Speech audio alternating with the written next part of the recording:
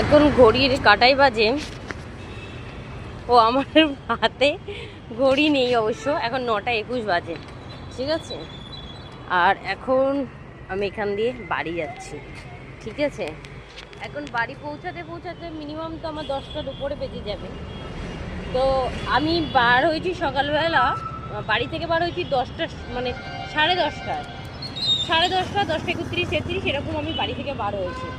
আর এখন আমি বাড়ি ফিরছি।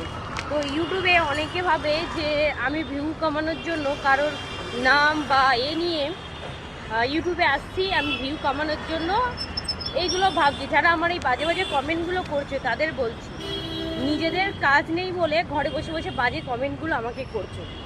কিন্তু আমি সারা দিন না কাজে ব্যস্ত থাকি, রাতটুকুনি যতটুকুনি টাইম পাই হয়তো বাড়ি গিয়ে একটু লাইভে আসি তোমাদের সাথে কথা বলার জন্য।